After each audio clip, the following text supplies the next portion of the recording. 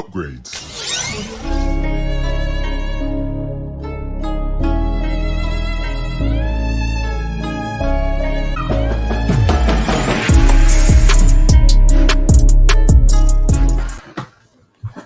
Ladies and gentlemen, we are back for another episode review for Echo. So this is a limited series from Disney Plus. It is the first MA Disney Plus Marvel series show. And I have another co-host here. Vanessa, what's going on? Oh man, this episode was so good. I'm excited to talk about it. Like, I was actually looking on Twitter to see what people were saying about it yet, and it just dropped. So I'm excited to see what the fans think. Yeah, no, for sure. And I think we had said, like, even coming off of the third episode, like, this is the one to kind of get the understanding of their relationships, the dynamics in between it. What I didn't anticipate is kind of like functionally how Fist is doing everything he's doing. Because when we first saw him at the end of the third episode, he kind of came out like a freaking ghost and ambushed Maya, and she didn't know what to do with that.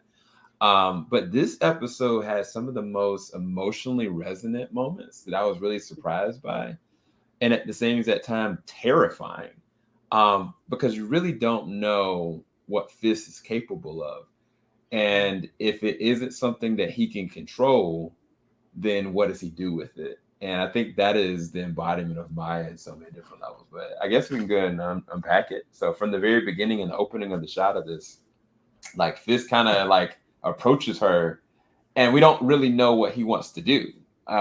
She's looking like, what do you need? And all of a sudden, she's surrounded by his bodyguards everywhere, coming out the woodworks. And he kind of grasps towards her eye, and you don't really know what he's about to do. But instead of pulling her eye out of her socket, he puts a contact in there. And he's trying to, I ain't gonna say control, but yeah, that's what he's trying to do. He's trying to connect with his long lost daughter again. And what she sees is basically the sign. And what he hears is what that actually is. So he's got a digital interpreter to be able to give him a true line of communication with her. And he just wants to go and take her to her Sunday dinner. And she's like, it's Thursday. What are you talking about? So as far as how they approach that and how they set it up, what were you thinking? What was going on with that one? It was really well set up. I was like so nervous because I was like, dude, she doesn't know these two dudes are behind her. And so I was like anxious. But when he grabbed her and they like were motioning towards her eye, I legitimately thought they were going to take her eye. I was like, really? This is like an eye for an eye. But then he did like that. I honestly wasn't expecting that. And that was my biggest like complaint, I guess, or critique. I was like, he's calling her his niece or like treating her like his daughter, but he can't even be bothered to learn sign language. I'm like, it's so whatever. So then he puts his contact in, and I was like, wait, this is actually really cool technology. I actually wish this was available to like everyone, because how awesome would it be to be able to communicate like easily with anyone, and not just for ASL, it could be for anyone, like people speaking different languages. Like, this is cool. It takes like Babel to a different level. So I thought the technology and the way they showed it was really cool. But he definitely did it in that way where they like grabbed a hold of her and like forced it open to show her that he was still in control. Like, you were right when you said control, because he did. He could have just been like, this will help us communicate if you put this in your eye. Like, she didn't have any reason to trust him, but he could have tried talking to her, but no, he wanted to go that route, the more violent route. So that was definitely their relationship is so tense, but I think it's played really well, and I think they play off each other very well. Yeah, they do a lot with their faces and their emotions, because on a dime he can just switch, but she's got so much welled up pain. And then sometimes she's just a brick wall. Like, she's just as stern as she can be, but then other times she's like emotionally compromised. But yeah, so moving on to that, they have their little dinner. But no, I'm going too quick. They go and do a flashback, and they kind of show, their relationship when she's a lot younger. And of course, we've seen, I think with the first trailer, the scene with him and her, and like she's going and trying to get an ice cream. The ice cream guy is not getting it. And he's just being a jerk in general. And Fist is kind Mhm. of just looking and just staring. And then she goes back to the car. You know, she doesn't appear on her face. She didn't appear like she's bothered at all. It kind of is like, whatever. But Mhm. and he gets up and he takes that man and he bashes that man's head and bashed his head up against the freaking brick wall at first. And this proceeds to just wail on his face like only the Fist that we know from the Netflix series. And right before I thought he was going to just give him a good old kick in the face or something like that, he kind of turns to the side and he sees Maya there. And Maya is kind of looking at him. He's like, no, no, no, please don't be afraid. It's okay. You don't have to be afraid of me. And she wasn't afraid at all. Matter of fact, she goes up to the guy and kicks him herself. And like they proceed to kind of just scurry off together. And I think for him, it was kind of like kindred spirits. Like he Mhm. understood what she's capable of, and she got an understanding of kind of what she really wanted. Because at the time when it happened, it was like it didn't seem like she was really too bothered by it, but she absolutely was, which shows that she's got a lot of repressed emotions. And we find that out later on with the scenes with the grandmother, but it's just interesting how they kind of level that out. And then they show a fast forward scene of them actually eating dinner together at the table. And one of the most violent things that happens in there, he's kind of like, oh, your final test is done. I want you and I to just, it's just us. And so he Mhm. excuses the, he excuses the interpreter out. You see this plastic sheet and you're like, what the heck is, Mhm. they got construction going on? The guard walks her out, and as she's going out, you hear it, poop poop, and then they just are proceeding to roll her up, and Maya's like, "Oh, not necessary, but okay." But yeah, as far as those two scenes, what were some of the things you took away from those? I thought they're both interesting. It just kind of shows like how she adapts really quickly in any situation, even as a child. Because like when he after he was like done basically killing that dude, he like called his person and was like, "Hey, I need a new jacket. I don't want Maya to see me like this."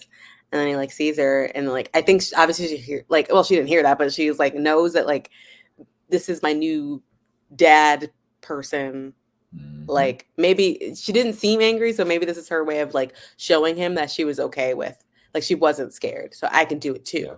And that was like really the first instance of him, I guess, kind of like molding her into who the person she is now. And so I thought that was really, I mean, it's like sad because no kid should have to deal with that. That's really sad. I mean, Right. they both, he's basically like perpetuating the same cycle of violence that his dad did. Mm-hmm. Um, and like with the other flash, I was like the interpreter. I was like, I just know anyone that's too involved or too deep into like and a third person in their conversation means that they're privy to every single thing that he Yeah. has to say. I can only imagine that that's bothered him the entire time. So Yeah. like I knew that like yeah, that woman RIP. But yeah, when I saw the sheet, I was like, I got flashbacks to watching Dexter. I was like, oh boy, that's not good. I felt bad for her because she was like, wait, I'm not gonna say anything. I'm like, that doesn't matter. They don't care. Like, like you should have just not taken that job. I'm sorry. That's But so yeah, sad. Like she's just a I regular know. interpreter. Like it wasn't like she was doing anything malicious. Like she just was I doing her know. job and she just bit it. But but it's all about control. Like I Mm-hmm. think that a part of Maya wants to kind of show that she's strong, and she talks about it later on, like in the dynamics of their relationship in the conversation at the dining table. Is that you kind of present yourself to be this heroic person, and that's what I believed. I believed that your history of violence, so to speak, was an asset. It was like Mm-hmm. you standing up for what you felt was the right thing to do to get what you deserve, so to speak. Right. um, Mm-hmm. so going into this, like we go to the dining table and it's just so tense.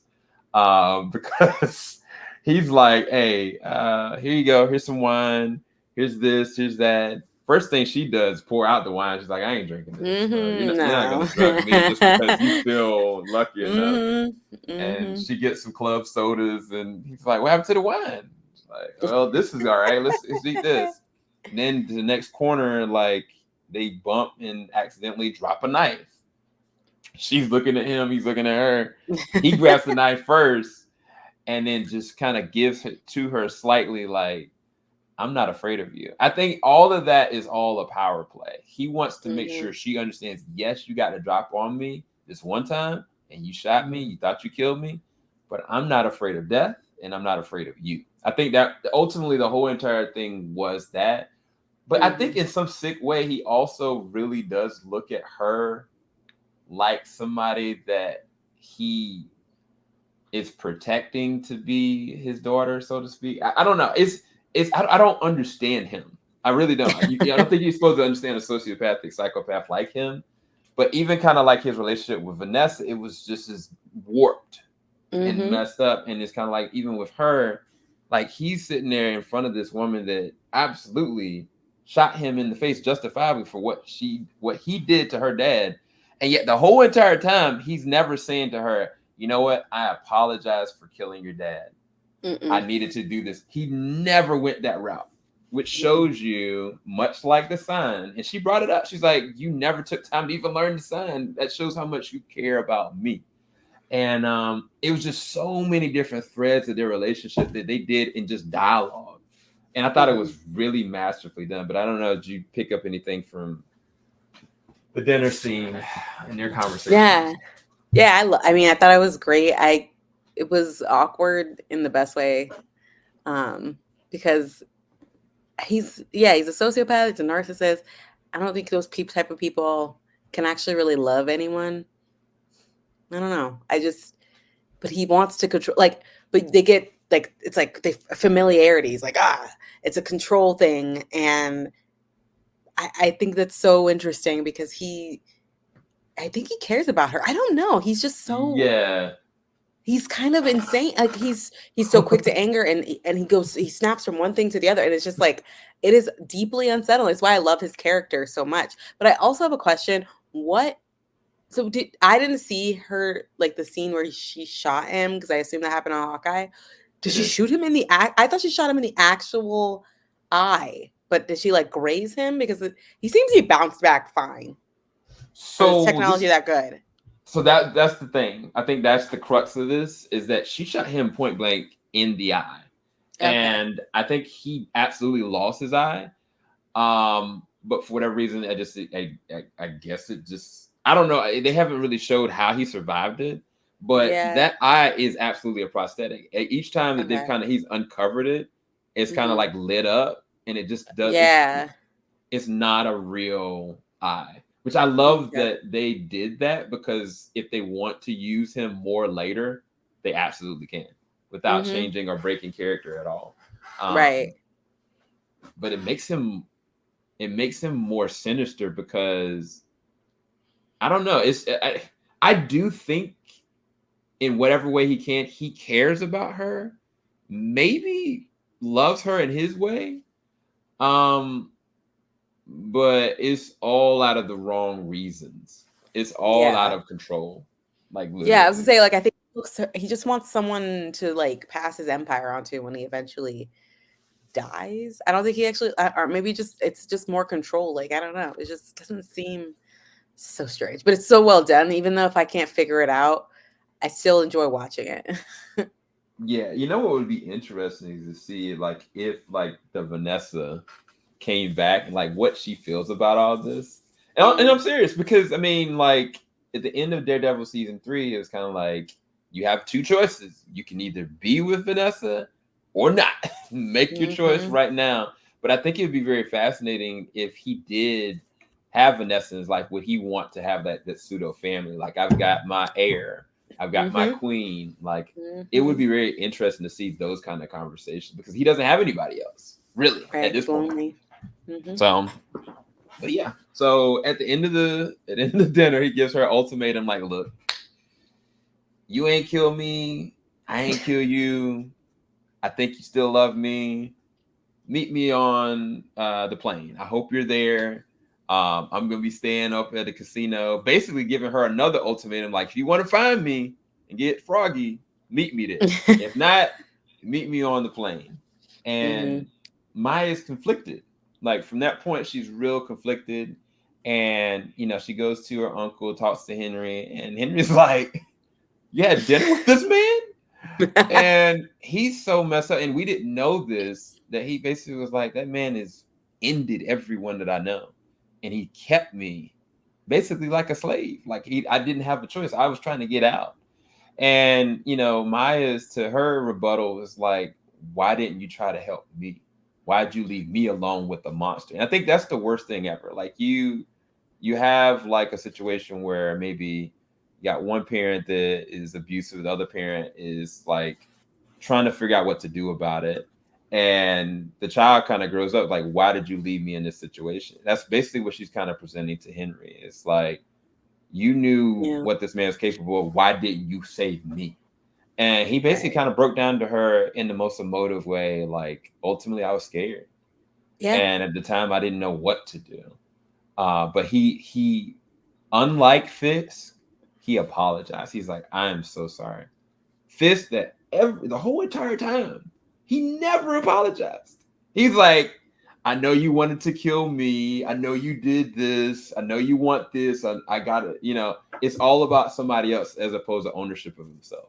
He's Mm-hmm. never gonna look at himself like what he's doing is wrong. Which, like you said, makes him a good villain. But Mm-hmm. then it's weird because as he's talking to Henry, she's starting to have another vision. But it's kind of like almost like she seemed like she was out of control because she Mm-hmm. couldn't phase out of it. Like she was looking up and she couldn't move. And at the same exact time, the grandmother was going and picking up something at the market, and she starts seeing something as well. And the grandmother seemed like she was at peace about it, but Maya was just, she couldn't even control herself. And Henry went and took her to the grandmother. And from there, he was like, "Look, you need to talk to grandmother because she knows what you're going through. You don't have any options right now." So as far as the transition from there with Henry and what she saw with her vision, and then leading up to the grandmother, kind of what were you think? What was the direction you think that was going? And then also, what was your thoughts on Henry's approach to her versus Kingpin? Yeah. I think I'm glad we're getting to know more about like their family because it's interesting. I do want to know more about their generational connection, and it makes sense that it would naturally make its way that like even her living ancestors are experiencing this too. That she would be having that conversation. Ideally, she would have had that conversation with her mom when she came of age. Like, why are we experiencing this? Like she said, like I loved that. Like I love the connection that she has with her grandmother. They have to talk about that. Henry is a man who is broken. I feel bad for him. And he was right. Like when you are completely and utterly alone, don't know what to do, what would I mean, he could have just grabbed her and ran, but like he had no resource. If he had no resources, nothing to his name, they could have found him easily, and he Yeah, would have been killed, or they would have killed her in front of him. You know what I mean? So like, he was when you're in that when you are in that life, mob life, gang life, it is so hard to get out. That's just like universal across the board. It's hard to get out because that's just how it is. It's like a spider's web. So I feel bad for him. I feel bad for like the the potential that this family could have had if her mom had never died because it just feels like everyone just fractured, and I just feel bad for all of them. And Fisk obviously is the main reason. He's the one who broke this family apart. So like, let's yeah. not start that. And then you keep saying like Fisk never apologized. I feel like Fisk didn't apologize because he was like, "Oh, we're even. You shot me in the face. We're even." You know what I mean? That's why he didn't apologize. I was like, he's not gonna say nothing because you shot him in the face. Yeah. Or So yeah. so so then we get to probably, to me, the most emotional scene in the whole entire series. Yeah. Um I literally was trying not to cry in this scene because this is the first time Maya's seeing her grandmother, and it's the first time grandmother's seeing her. Hmm. And the first thing the grandmother kind of does, she doesn't react like she normally does. She kind of motions her to come in, which is so amazing that Hmm. she let herself feel enough to be like, "I know I need to help my granddaughter." And I Hmm. mean, the grandfather kind of set the stage for her, like, "You need to listen." Yeah. Um, but she kind of tries to be apologetic, like, I got your favorite cookies here. You want something to drink? Maya was like, look, bro, we don't play these games. What do you want? And she basically kind of sits Maya down and tries to tell her, like, what's going on. And Maya basically tells her the visions and things that she's seeing. And as she's kind of signing and talking about it, the grandmother literally says exactly what she saw. And then the grandmother Mm-hmm. kind of starts with that story, like, I had the same exact vision when I was having your mom. And they go through the story of how, like, they had a really complicated pregnancy and they almost died and they had to leave the hospital, get connected with the midwife. And that was the vision that we kept on seeing, is like, who is this person Mm-hmm. that's pregnant? It was the grandmother. We never knew. Mm-hmm. And it's Mm-hmm. crazy because every single episode has had a different generation. And I think the last episode, the name of the last episode is actually Maya's name, which is so cool. Mm-hmm. Yeah. Um, but anyway, they kind of go through the stages of, like, she's having a lot of complications, she's having a lot of issues, and the midwife's kind of sprinkling water on her, and then she starts to have these different visions. And it looks like, and I want your interpretation of kind of what you saw. It looks like as she's getting deeper and deeper with the vision, it's giving her a lot more strength. Like, Mm-hmm. it's becoming a lot more of a calming pregnancy, and then eventually it kind of goes through. But at the end of it, she kind of tells Maya, I think I understand what this is that there was a connection with us from a generational standpoint, and they're trying to bring us back to fix Mm-hmm. what is broken. Mm-hmm. And the grandmother basically breaks down, is like, I was hurt. I was damaged. I lost my world. And I could not let it go. I couldn't connect with you. And Maya is broken because she's like, you tore me away from our family. She's like, no, that's not what I wanted. I was mad at your dad. And Maya kind of still puts the earnest back on her, like, you did this because you were hurt and you Mm-hmm. didn't think about the consequences for everybody else. But it was such a powerful scene. But what were some of the things you kind of picked from that? I loved that scene. It was so necessary, and it was like building up, like the tension between um the eventual reunion between Maya and Fisk. We knew that was coming, but I didn't realize it would be just as like tense with Chula and Maya's reunion. And not just the fact that like we I didn't realize we were gonna get like more of like the backstory behind Maya and Chula, why they like it makes more sense now because I never knew why Maya grew up mad at her grandmother. But it makes sense that her dad's like, she she disowned us. She doesn't want anything to do with us. So Right. he technically lied to her because that's not what she said. But she also didn't fight for her granddaughter. So Right. every adult here failed Maya. Um, Hmm. and Chula obviously at least recognizes it and wants to be, she's obviously apologetic about it. Like all of the adults that failed Maya at least apologize except for Fisk. And I think that speaks a lot to, especially at the end scene where we see her kind of make a decision to see to really figure out who her family is. I loved Mm. the generational scenes because each time their powers activate, they're doing something. So like the first time, it was the first Choctaw, she was she was getting her people out of the mud, and then the second one was at the games where it was in crucial. They had to keep that was to keep their place in the village, and she was in her hands in the dirt, and she was activated during that game. And then the third one was the girl, the shooter, and Mm. was activated to protect her family. And then the next time we see it, it's activated to protect the baby inside of her and herself, to keep herself and her kids safe. So I think that that's really cool to see the powers activate in different parts of it. And I love that, being a mother is a part of that power too. It's part of the healing power. She said that her mom's a healer, so I wonder if Yeah. she was healing her from within her. You know what I mean? That's Yeah. so cool. Like, what are their power and how are their powers manifesting? It seems like they manifest in different generations, but Hmm. each subsequent generation can tap into the previous one. So each generation is like adding on a new skill set. If that's what it seems like, that's really cool. Like that's really fucking cool. Hmm. I think that's important, especially to a indigenous character, because the ancestral magic and ancestral um, connections are so powerful and so important to a lot of indigenous cultures in North America. So I think it's really dope.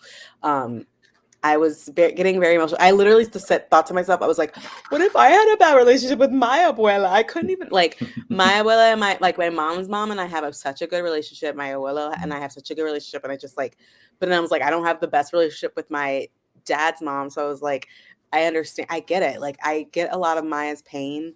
And it just was so well done. Everything was just, it was emotional. Like I felt it. Like Maya's betrayal, she's been failed by every adult. That's why she's like the way she is. She dresses fabulously though. Her outfits, especially as episode, killing it. Like, oh my God. And then they custom made that to her body because they look so good on her. Like the little thing. Anyway, I'm getting off topic. But yeah, no, I'm I think the show is actually really, really great. I think it's a great successor to Daredevil, especially like the emotional beats. Like they hit the action, they hit the gory stuff, the violence, the all that, but they really nail the like heart of it, which is always important, especially to the successful like Marvel Netflix shows. Yeah. Yeah. Yeah. One of the things that even in that conversation is she asked, when did the vision start? And she was like, as soon as I got back home. And Yeah. it's like, it's crazy because had the grandmother told the dad, like, I can't accept you here, but I'll protect your daughter. You Mm-hmm. know what I mean? Like, Mm-hmm. Maya would have, one, awakened certain things about herself she didn't even know possible. Yeah. But then two, she would have been her whole complete self. It's like every small little threads, even though Maya is so harsh and hard, like she's coming into her own because she's dealing with her stuff finally. Mm-hmm. And it was kind of like her having that moment with the grandmother. Yes, it ended up with her leaving and upset and mad. She needed that conversation as much as the Mm-hmm. grandmother did, because the Mm-hmm. grandmother, like, she probably has never even cried since it happened. I don't think I Yeah. because grief hits people differently. Some people grieve and they just hold it all in. It's like, I got to be strong, got to be strong, got to be Mm-hmm. strong, and they never. The way I what I say it is they never allow themselves to process what they feel, and it's a coping mechanism. And I think that based on how the grandmother has kind of been projecting on everybody else, she never let any of that out. And I know for a fact Maya hasn't, because since she was a kid, she's just been holding it all in. And this is the most emotional that Maya has been this entire show. And so she left mad, and she kind of was kind of riding around doing stuff. You don't know where she's gonna go. You don't know if she's gonna go back to Bonnie. You don't know if she's gonna go back to Henry. She goes straight to the casino. And she goes to the casino, gun ready. And I was Mm-hmm. like, you know that man's got surveillance. He's leading you Right. there. Whether or not he's gonna stop you with his bare hands or he's trapping you, one or the other, you're still dealing with an insane man. So she thinks she gets the drop on him. He's like, oh, so you're not getting on the plane. Okay, bet. Do it. Like, I'm gonna show you something first, real quick though. You know that little story I told you a while back that was all a trap? I said, like, well, I actually killed my dad because he was trying to abuse and hurt my mom, and I Mm. needed to free myself. So here you go. Here's the hammer that I used to kill my dad. Free yourself, Maya, because I love you so much. And it's just like, this man is sick, bro. And she's gone through enough at this point of self-realization. She knows what he's doing. She knows what he's getting at. She wants to kill him because he killed her dad and killed a lot of other Mm-hmm. people that were connected to her. But Mm-hmm. she doesn't want to give him the gratification of it. And then when that doesn't work, he still has an angle. He's like, see, that's because you love me. And you should go back home. I'll see you on the plane. Right. And so how do you think they played out at? What was your take on I thought it was interesting because for me, I feel like Fisk leaves nothing to chance, almost nothing to chance. He said, "You got the drop on me once." I don't think even giving her a hammer, like hit me, hit me. I know if she took a swing, someone would have shot her, or he would have stopped her. Like, there's no way he was gonna let her kill him. It was all a test to see. He wanted to gauge her, like, you know, how much she still cared. And in that moment, she's probably like, this is not a good idea. Don't do this. Maybe she does care about him. Maybe she doesn't. I don't, maybe she's over it. I don't know. But I thought it was such a fun scene because he gets angry at her for calling him out on like never learning sign language. She's like, you did all this and you didn't even learn sign language. You care about me? Okay. And I was like, yes, call him out. I've been saying this entire season. How dare you say I love you like family and you can't even bother to learn her language? Come on. Right. And he Right. gets angry. He gets so defensive because he's like, ah, I care about Yeah. you. Like, because he's no response. Like, if you actually care about someone and love someone, you will make the effort for them. Like, that is, it's hard and that's fine. But he doesn't care because he doesn't love. He's like, I'll create the technology to make it easy, which is fine because like, it's cool to like be able to communicate with your family. But he did it out of pure laziness because he doesn't care enough to learn, and that I think is like the crux of his relationship with her. Like he just wants to use her and manipulate her and control her. Like, and maybe he sees himself in her and that's why he's like Yeah. so adamant about her. But yeah, he just keeps like pushing, like he's just, and she's just not interested anymore. But I thought that was fun. It was good to watch. Yeah, it's a very interesting thread because they are quite a bit alike, Mm-hmm. but she's got generations of pride and connection and life that he never had. I mean, he just didn't have it. Like his mom, dare I say, was a little twisted herself because the moment she got opportunity, she's like, "Oh yeah, we gotta cut this man up, do this, do that," and she was like, "Come on, son, what you doing? Stop waiting." And, I never Mm-hmm. forgot that because it was kind of like I always looked at her as the victim, and then when it happened, it was like she was unapologetic about all of it, and it's kind of like she reinforced to him that it was okay. Um, and it's just that's not at her family's core. That's not Maya's family at all. They've got problems, but they love each other so well. Even the fact, like you brought up, every single episode, they've all signed to each other.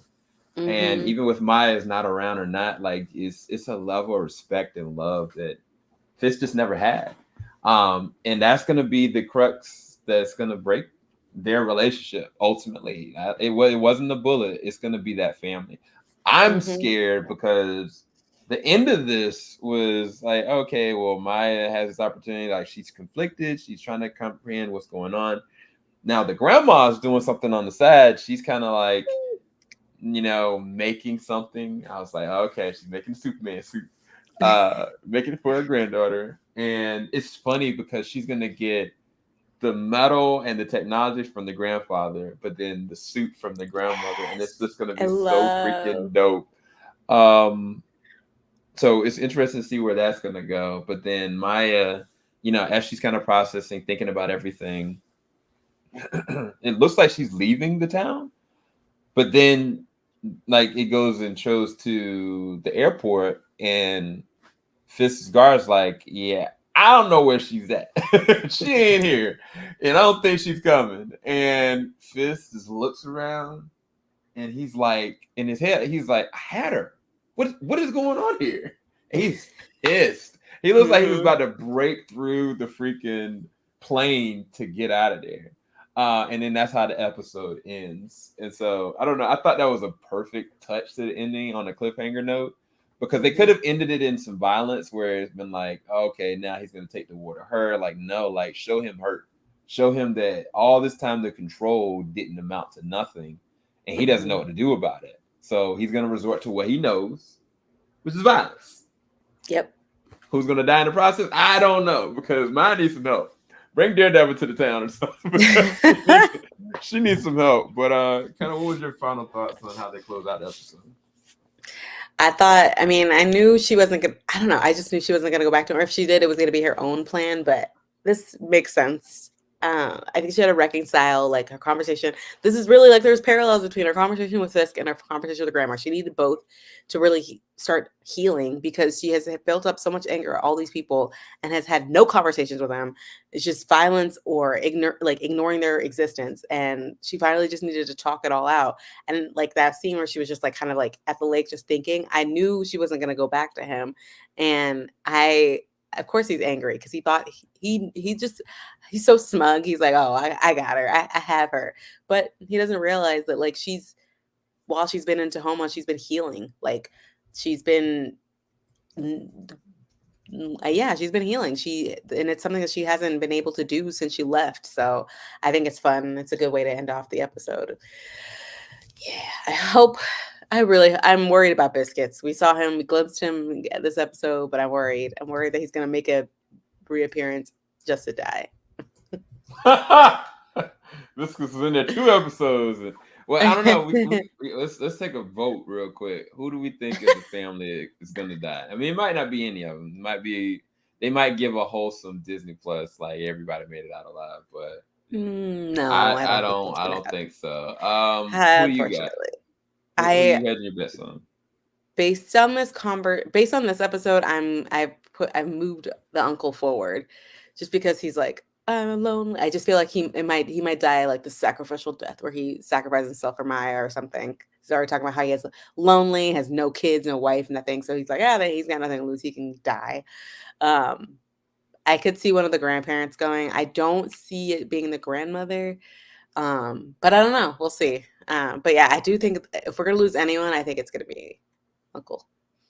Yeah, I feel like it's gonna be the person that Maya loves the most, or she's the most connected to, because that's what Fist is gonna target.